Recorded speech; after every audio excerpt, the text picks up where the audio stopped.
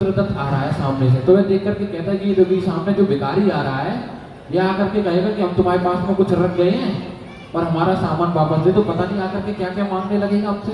तो इतने में आकर के समुद्रदत्त आकर के कहता है कि भाई हमारा जहाज ऐसे ऐसे डूब गया है और हमें हमारे रत्न वापस दे दें। तो सत्यघोष कहता है कि हम तुम्हें जानते ही नहीं है, हम तुम्हें जानते नहीं, बुद्धि झूठ बोल देता है। मायाचारी सब में झूठ तो उसका स्वभाव था कि हम तुम्हें जानते ही नहीं है, तुम कौन हो क्या हो, और हमारे पास तुम रत्न कब दे गए, पता नहीं किसी को दे गए हो, भूल गए हो, हमारे पास तो दे करके नहीं गई। तो उसके साथ के जो साथी थे वह भी बैठे थे, वह भी कहते हैं कि ये बहुत सच्चा आदमी है सत्यघोष। तो भाई वह लोग बोलते हैं कि इनको राजा के पास लेकर के जाते, राजा के पास लेकर के पहुंचते हैं। राजा भी सत्यघोष को बहुत सच्चा बहुत समझता था, तो राजा भी उससे कहते हैं कि तुम झूठ बोल रहे, सत्यघोष तो ऐसा है ही नहीं। तो राजा उसको पागल कह करके बाहर निकाल देते हैं अपने राजमहल से। तो बाहर पागलों की तरह घूमता रहता है, जो भी व्यक्ति मिलता है उससे एक ही बात कहता है कि सत्यघोष ने हमारे साथ में गलत किया, हमें धोखा दिया, हमने उसके पास में 5 रत्न रखे थे अपने कीमती, वह उसने हड़प लिए, दे नहीं रहा है हमारे। तो सभी से वह यही कहता रहता, 1 दिन हुआ, 2 दिन हुए, 10 दिन, 15 दिन, 1 महीना, 2 महीने, ऐसे 6 महीने बीत गए। वह राजा के महल के बाहर एक पेड़ लगा हुआ था, पेड़ पर डेली खड़ा होता है, ऊपर चढ़ जाकर के एक ही बात बोलता था कि सत्यघोष ने मेरे रत्न ले लिए, वह दे नहीं रहा है, वह झूठा है, कपटी है। तो राजा की रानी भी रोज सुनती थी। राजा की रानी के मन में विचार आया कि जो व्यक्ति पागल होगा वह एक ही रट को रोज तो नहीं लगाएगा, रोज उसकी बातें बदलती रहती हैं, कभी कुछ कभी कुछ कभी कुछ। तो रानी ने राजा से अपनी बात रखी कि हमें सत्यघोष थोड़ा मायाचारी लग रहा है, मतलब गलत लग रहा है, झूठा व्यक्ति है, और ये जो समुद्रदत्त है ये हमें थोड़ा सच्चा लग रहा है। तो राजा ने कहा कि हमें भी कहीं कहीं उसकी बातों पर ऐसा लगता है। तो राजा ने समुद्रदत्त को सुबह बुलाए। तो समुद्रदत्त से जब बात हुई तो वार्तालाप के बाद में राजा कहता है कि हमें तुम्हारी बातों पर थोड़ा विश्वास तो हो रहा है, मगर सत्यघोष को कैसे पकड़ा जाए। तो रानी कहती है कि इसका रास्ता हम बताते हैं कि ठीक है। अभी तो रानी सत्यघोष को बुलाती है, सत्यघोष को जुआ खेलने के लिए बैठाती है अपने साथ में। अब जब रानी का आदेश है तो वो सत्यघोष मना भी नहीं कर सकता है। सत्यघोष अपने गले में एक ताबीज छोटा सा पहन के रखता था, छोटा सा चाकू।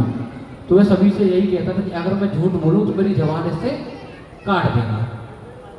तो रानी जब उससे जुए में खेलती है तो रानी पहले ही दांव में उससे उसकी एक अंगूठी जीत लेती है। तो रानी अपनी दासी से कहती है कि ये दासी ये अंगूठी सत्यघोष की पत्नी के पास ले जाकर के कहो कि ये सत्यघोष ने भेजी है पहचान के तौर पे। पहले समय में यही होता था, अपने थोड़े कुछ आभूषण वगैरह अपना सामान कुछ भेज देते थे पहचान के लिए। तो वहाँ भेजती है, वह कहती है कि ये अंगूठी तो हमें सत्यघोष की मालूम पड़ रही है, मगर हमें फिर भी विश्वास नहीं हो रहा है। तो रानी की दासी वापस आती है, कहती है अभी उन्हें विश्वास तो नहीं हुआ। तो इतने में उसका जनेऊ और चाकू भी रानी जीत लेती है जुए में। तो कहते हैं जहाँ खेले ताश वहाँ हो जाए नाश। तो ऐसे ही वह ताश जुए का खेल खेल रहा है तो बर्बाद तो होने नहीं। तो खेलते खेलते हुए चाकू भी हार गया और वो जनेऊ उतार के उसने दे दिया। अब जब उसने जनेऊ और चाकू भेजा तो चाकू तो केवल सत्यघोष पहनता था गले में, और उसी से वो फेमस था कि जो भी हम यहाँ झूठ बोले वहाँ हमारी जवान काट देना। तो जैसे लोग कहते नहीं है कि तुम्हारी कसम खा के कह रहे हैं या हम अपनी कसम खा रहे हैं कि अगर हम झूठ बोले तो हम अभी मर जाए, यहाँ ऐसी कोई बात कह दे तो वहाँ विश्वास कर लिया जाए। ऐसी सत्यघोष की बातों पर भी विश्वास करती थी, सभी लोग करते थे। तो जब रानी वह अपनी दासी से चाकू और जनेऊ वहाँ पहुँचाती है तो उसकी पत्नी को विश्वास हो जाता है और वह रत्न ला करके दे देती है। अब रत्न ला करके जब देती है रानी को तो सत्यघोष तो हार के चला गया अपना घर। अब रानी ने अपने राजा को रत्न दिए तो राजा कहता है कि हमें समुद्रदत्त की भी परीक्षा लेनी चाहिए। तो उसने काफ़ी सारे रत्नों में वह 5 रत्न मिला दिए और समुद्रदत्त को बुलाया कि हाँ भाई तुम्हारे रत्न इसमें कौन से हैं वो पहचान करो। तो समुद्रदत्त के जो 5 रत्न थे समुद्रदत्त ने अपने ले लिए, और लेने के बाद उसने कहा कि राजन ये रत्न हमारे नहीं है, ये जिसके भी वो दे दें, या आपके तो आप अपने पास। तो राजा जो थे राजा सिंह सेन, तो सिंह सेन ने उसको बुलाया सत्यघोष को। अब सत्यघोष से कहता है कि भाई तुमने झूठ बोला, उसके साथ में गलत किया, तुमने कई लोगों को ठगा है। तो वो कहता है कि हमने नहीं ठगा। अब जब ये चीज़ें पकड़ी गई तो बिल्कुल क्लियर हुआ। तब उससे कहते हैं कि तुम्हें 3 दंड में से कोई एक दंड स्वीकार करना पड़ेगा। तो दंड कौन कौन से थे? एक तो तसला भर के आपको गोबर खाना पड़ेगा, तसला भर के गोबर खाना पड़ेगा, और दूसरा दंड था कि हमारे पहलवान के 50 मुक्के खाने पड़ेंगे। और तीसरा दंड था कि तुम्हारे पास में जो भी रुपया पैसा है वह सारा ला करके राजघराने में जमा करना। तो अब सत्यघोष तो मायाचारी था, झूठा था, शर्म से पानी पानी हो गया। अब उसने कहा कि अब धन वगैरह देने से अच्छा है कि 3 तसले गोबर खा लें। तो अब जब गोबर खाया, गोबर कोई टेस्टी तो था नहीं जो खा लेगा, तो गोबर खाया। अब गोबर खाते खाते उसने कहा कि अब तो खाया तो जा नहीं रहा भाई, हम पहलवान के 50 मुक्के खा लेते हैं। अब पहलवान के 50 मुक्के भी खाने के लिए गए बेचारा। अब पहलवान के 50 मुक्के खाने के लिए तो पहले मुक्के में उसकी बत्ती सी बाहर। अब उसने कहा कि भाई हम पर नहीं खाया जा रहा, तो एक ही चारा बचा कि अपना सारा धन ला करके राजा के पास राजघराने में जमा कर दिया। तो ऐसे झूठ बोलने के साथ में क्या होता है, जिसकी उसने कल्पना नहीं की, कल्पना से परे, मतलब खुशी की तो कल्पना कर सकते हैं कि हम ये झूठ बोल करके या मतलब गलत करके ऐसा काम कर लेंगे, हमारे साथ में कुछ होगा, तो उसकी आप कल्पना कर सकते हैं। मगर जो आपके साथ में बाद में जो बुरा होना है उसकी आप कल्पना नहीं कर सकते, वो आपके साथ में कल्पना से परे होगा। तो इसीलिए शिक्षा मिलती है कि भाई हमें झूठ नहीं बोलना चाहिए। ऐसे ही वो जो कहते हैं ना कि जिस व्यक्ति से आपने झूठ बोल दिया वह आपको समझ गया, उसको एक्सपीरियंस मिला। क्या कहते हैं कि experience is the best teacher, क्योंकि अनुभव सर्वश्रेष्ठ शिक्षक। ऐसे ही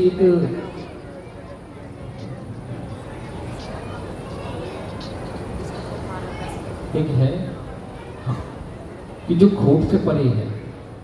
लोग कहते हैं कि भैया सत्य जो है, सत्य तो बोल रहे, मगर कहीं कहीं सत्य कुछ ऐसे हो जाया करते हैं कि सत्य जो हम बोल रहे हैं उसका अगर रिजल्ट आ जाए, तो हम उसको एक्सेप्ट नहीं कर सकते। जैसे कि कई लोग कहीं होंगे, जैसे कहीं गमी हो जाती है, डेथ हो जाती है, वहाँ जाकर के बैठते हैं, वही बैठे अब लोग रो रहे हैं, माता बहनें पिता पुत्र रो रो कर कहते हैं, छाती पीट पीट होने की हाय दैया, कि हाय दैया इन्हें उठा लिया हमें उठा लेते, भैया इन्हें उठा लिया हमें उठा लेते। भगवान तुम्हारी वाणी को कहीं सच कर दे कि भाई उन्हें तो उठा के बैठा ले और तुम्हें उठा ले।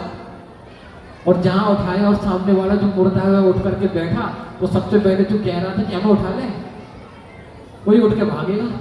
जो पास में बैठे हुए हैं भैया भूत आ गया। तो इसीलिए बहुत से सच ऐसे हो जाते हैं जो हम एक्सेप्ट नहीं कर पाते। बोल तो देते हैं, वो क्या व्यवहार में बोल देते हैं। ऐसी जो मिस्त्री है आपकी, जो कड़वा है, वो कहते हैं ना कि मिस्री जो है वो एक सत्य है, सत्य एकदम मिस्री की तरीके से। मिस्री को हम जहाँ से भी खाएंगे, लोग कह तो देते हैं कि सत्य कड़वा होता है, मगर सत्य कड़वा नहीं, मिस्री की बात ये है क्योंकि जिस व्यक्ति को मालूम है कि सत्य है, वो सत्य के मार्ग पर चल रहा है। सत्य एकदम आपको ऐसा, जैसे आप सर्कस में देखते हैं जोकर, ये सर्कस में जो कलाकार होते हैं वे रस्सी पर चलते हैं, उनका ध्यान अगर यहाँ या वहाँ होगा तो वे रस्सी पर चल नहीं पाएंगे, जहाँ उन्हें पहुँचना है वहाँ पहुँच नहीं पाएंगे, बल्कि वे गिर जाएंगे। उसी प्रकार से हमारा सत्य है। सत्य के लिए हम जो बिल्कुल सही चलेंगे एकत्रित, तो हम सत्य पर चलते चलते अपने मार्ग पे आगे पहुंच जाएंगे।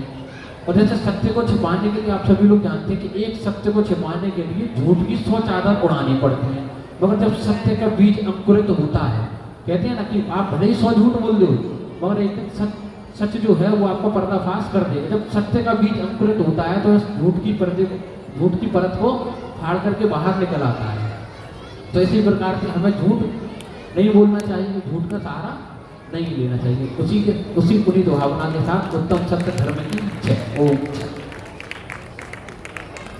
जिनवाणी स्थिति हो जाए। ज्ञान से सूझे लोकालो, सोवाणी मस्तक धरो सदा देत हो दो। हे जिनवाणी भारती तो ही जपो दिन रे, जो तोरी शरणाग है सो पावे सुख चैन। नौवार प्रमुख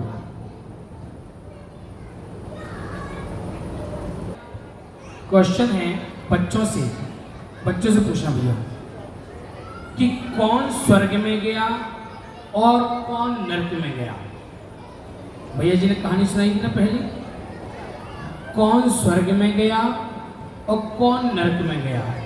1 2 3 4 5 6 7 8 9 10 किसके से एक और एक। इस बच्चे से पूछो बैठा है जो। हाँ कृपया हटे।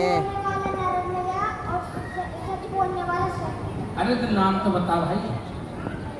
ये तो सबको पता है। चलो कोई नहीं, इसलिए तारीफ हो जाता है, उसने इतना तो समझा कम से कम भी झूठ बोलने वाला नर्क में गया, सच बोलने वाला। हाँ वो तो सही है। नाम नाम बता। तुमने तो बेटा मम्मी से पूछ लिए हैं? तुमने किससे पूछे? मनीष अंकल। इससे पूछो गुड़िया से। गुरु पार्वत शंकर और राधा। नहीं, बच्चों से। ये अच्छा अच्छा, नरक में गया। कौन गया? नहीं सुना, नरक में गया। हाँ जी।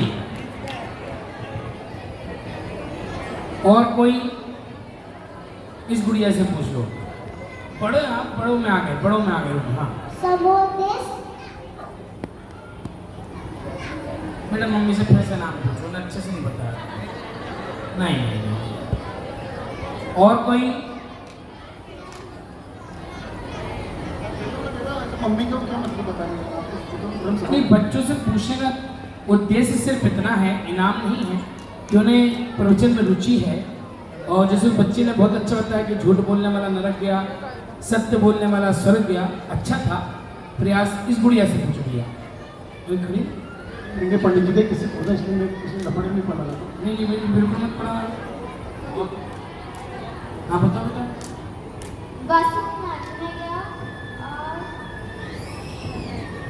नरक स्वर्ग में। कौन गया स्वर्ग में? नरक। नरक स्वर्ग में गया है? नरक स्वर्ग में गया। स्वर्ग, अच्छा अच्छा, नारद स्वर्ग में गया। और नरक में कौन गया? हाँ, क्यों गया? क्योंकि राजा बसु ने झूठ बोला था, तो वो कहाँ चला गया? नरक में चला गया।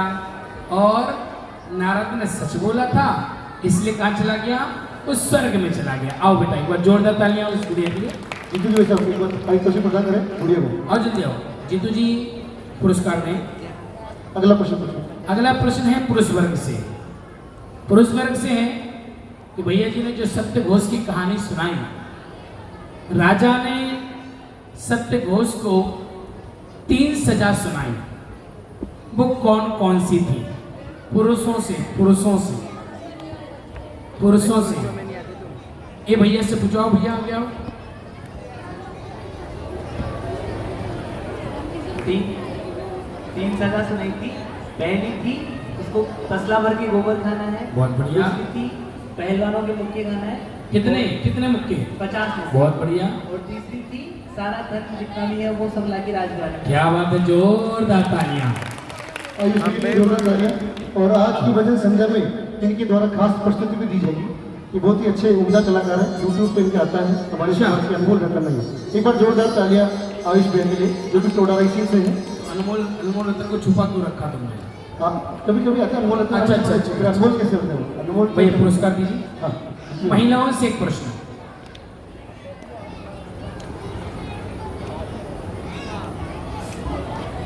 सुबह गुरुदेव ने प्रवचन में 10 प्रकार के सत्य बताए थे। क्या? सुबह प्रवचन में गुरुदेव ने 10 प्रकार के सत्य बताए थे। 10 में से 8 प्रकार के सत्य के नाम बताने हैं। एक हाथ खड़ा हुआ है, भैया पूछो। हाँ अभी आ रहे वहां, अगर नहीं हुए तो आपके पास आएंगे। 10 में से 8। अक्षरात्मक, अंकात्मक तो नहीं बोला था उसको, गणितात्मक, ठीक है। सैद्धांतिक सत्य, आध्यात्मिक सत्य, भौगोलिक सत्य, ऐतिहासिक सत्य। देखो कुछ देखो 6। देखो कुछ देखो।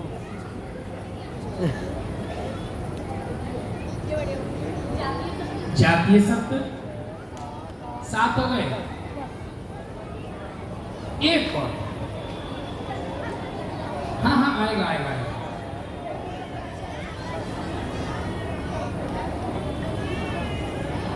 और कोई? वैसे सही है तो एक आध तो चल जाता है, कोई बात नहीं। साथ में ज्योतिषी शब्द और जोड़ लो, है ना? जोरदार तालियां बताओ एक बार। क्या बात है। नहीं, सुबह आने एक बार जोरदार तालियां हमारी चाहिए। सुप्रिया भाभी के लिए और हमारे आदरणीय सिकरी भाई साहब गोदा साहब की आप धर्मपत्नी है। आपके मुखारबिंद से आंसर सुन के मुझे भी बहुत ऐसा अजीब सा लग रहा है, मतलब अच्छा लग रहा है। मतलब एक बार आज जोरदार तालियां। हमने इससे पर पूज्य श्री की सन्निधि में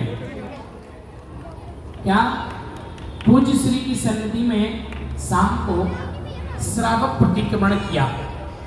ठीक है, हाँ बस 5 तक गिनती कहूंगा जिसके हाथ खड़े हो जाएंगे। आज श्रावक प्रतिक्रमण में गुरुदेव ने किस गति के दुखों का वर्णन करके प्रतिक्रमण करवाया? 1 2 3 4 5 6 7 8 9 10। ओ भैया बैठे थे वो छुपे हुए, उनके ब्रज चले वो बिल्कुल बिल्कुल बैठे कोने में। हाँ आप ही नीले वाले कुर्ते वाले। क्या क्या बात है, जोरदार ताली भैया के लिए एक बार। आओ भैया आ जाओ। उपवास भी कर रहे हैं और समय से पहुंच करके आज श्रावक प्रतिक्रमण भी करा है। सभी के लिए सुन लो, ये भैया सी है और अमेरिकन कंपनी में जॉब करते हैं, एनएवी बैक ऑफिस में। क्या बात। दिन में ऑफिस जाते हैं, अभी रात को 9 बजे फिर वापस ऑफिस जाएंगे, रात को 12 बजे आते हैं, फिर भी अपनी साधना के लिए 10 वास पर जोरदार एक तालियां। बार तालियां। हमारे यहाँ पर 7 लोगों ने वास किए, 10 वास के साथ महिला पुरुष मिला के। हम सभी को उनकी अनुमोदना करनी चाहिए, उनकी पुण्य की, और साथ में हमें उनकी परिक्रमा करनी चाहिए, उनका साथा रहे, हम ऐसी भावना बने। आपको तो जरूर करनी चाहिए। अंतिम क्वेश्चन है, परम पूज्य आचार्य श्री सौरभ सागर जी महाराज के बैराग के समय उन्हें कौन से श्लोक सुनकर के आचार्य श्री ने अपने पास बुला लिया था? 1 2 3 4 5 6 7 8 9 10। बस 1 और 2 1 3 हाथ खड़े हुए हैं, उधर पूछिए भैया कहाँ गए? आया सौधर्मिंद रानी बनी थी ना जो आज। मैं तो इसलिए कि आपने परसों ही नाटिका देखी है और नाटिका वालों को नहीं पता। नहीं हाथ ही नहीं उठाया। हाँ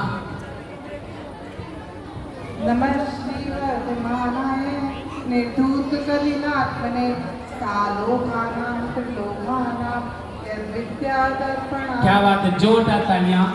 रत्नकरण का साथ का 4 का भाई मंगलाचरण जैसे ही गुरुदेव ने गुनगुनाया तभी आचार्य श्री ने अपने पास बुला लिया और दूरदृष्टि से जान लिया कि ये बालक बहुत आगे जाएगा और तुरंत उससे कहा बेटा साथ चलेगा?